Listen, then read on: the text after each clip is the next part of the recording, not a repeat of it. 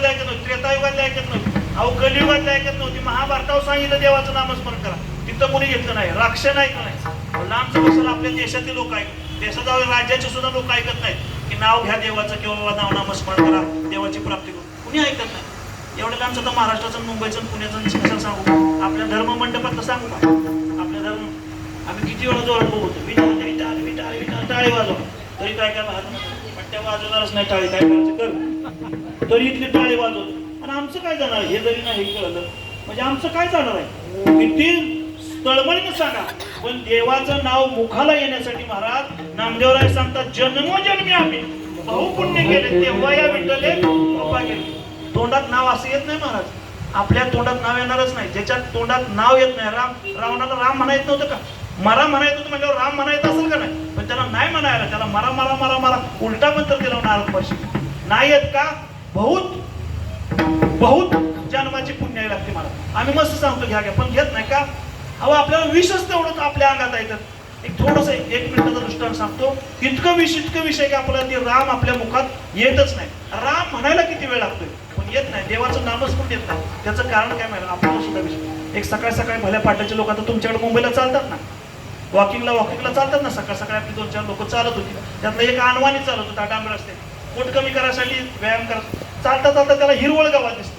आणि हिरवळ गावात दिसल्यानंतर त्यानं काय केलं, म्हणलं रस्त्यात चालण्यापेक्षा आपलं गावतावर चालू जरा शुगर कमी होईल. गावतावर चालता चालता त्याला काहीतरी त्याच्या पायाला टोचलं. अनवाणी होता ना पाय, टोचल्यामुळे ते खाली बसला. जरा थोडंसं रक्त आल्यासारखं निघालं आणि तेवढं त्याला थोडी चक्कर आली. त्याच्या मनात संशय आला, मला चक्कर येते, पायाला खर्चाळल्यासारखं लागते आणि थोडंसं चावल्यासारखं वाटते. म्हणून तो घरी गेला. आपल्या पत्नीला त्याला समजून सांगितलं, अगं म्हणला मी गवतावरून चालत होतो आणि चालता चालता काहीतरी लागलं मला पत्र्यासारखं आणि माझ्या पोटात रक्त आलं आणि मला थोडी चक्कर पण येते. मंडळ एवढं त्यांचं हुशार होता. हा ज्याची पत्नी सुंदर, ज्याची पत्नी कर्तव्यवान, त्याचा संसार चांगला. तिने लगेच एक 10-12 वर्षाच्या पोराला आवाज दिला, ए बाळा इकडे लिंबाच्या झाडावर चढ, एक पाला वर पाडून आणि एक हात मोडून आण. त्यानं वरपाडला पाला असा हातात घेतला, नवऱ्याच्या तोंडात तोंबला. तुम्ही दोघंही माझ्याकडे लक्ष द्यायचा. कोंबल्यानंतर म्हणली, चावा चावा खावा खावा. पाला कसा आहे लिंबाचा? गोड आहे ना, कडू पाला त्याला गोड लागायला लागला. ते म्हणले कसं लागतोय? गोड लागतोय म्हणून. आता का बाया म्हणतो एवढा कडू पाला गोड लागतोय? मग तिचा आणखीन संशय वाढला. परत ती गेली, घरात गेली, डब्यात डबे डब्यात डबे डब्यात डबे गुळाचा डबा हो टाकला. गुळ कसा आहे? म्हणून तर कीर्तन सांगतोय, माझं आडनाव गुळी काय. गुळ आणला तिनं, ती थुका म्हणली, गुळ तिच्या तोंडात कोंबला.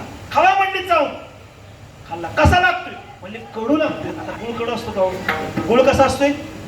गोड असतो. गोड असणारा गुळ कडू लागतोय आणि कडू असणारा लिंबाचा पाला काय लागतोय? गोड लागतोय. बायकोचा संशय पक्का झाला. आता याला काय झाली? म्हणजे याला काय चावलंय? म्हणजे याच्या अंगात विष सगळं. अहो तुमच्या आमच्या सुद्धा अंगात चढलंय. मी म्हणत नाही, माऊली महाविष्णू ज्ञानोबराय सांगता, विषयाचा परिवारो गोड परमार्थ लागे कडू. आणि कडू विषय झाला गोड जीवाशी, म्हणून आपल्या मुखाला येत नाही. कारण का? आपल्या अंगात सगळं विषच चढलंय. महाराज इथं सांगतात, देवाचं नामस्मरण करा, देवाची प्राप्ती करा, देवाला आपलंसं करू नका. का? हे नाश न पावणार कर्म आहे, संसारातलं सगळं नाश पावणार आहे. म्हणून महाराज म्हणतात. आणि महाराज म्हणतात, मी माझ्या पदर सांगणार, देवानं सांगितलंय, स्तुतीची का निघा फळ सारं मूळ जाणून या. वेदानं स्तुतीनं सांगितलेलं आहे. काय? वेदशास्त्र पुराण स्तुतीचे वचन, एक नारायण सार जप. देवाचं नाम हे सार आहे. सार सार सार. हा, म्हणून आपण देवाचं नामस्मरण करा, देवाची प्राप्ती करून घ्या, देवाचा उद्धार करून घ्या. आणि हे जर केलं तर मग काहीच करायची गरज नाही. तुडी भैरव काय तुम्हाला आवडते ते लावा.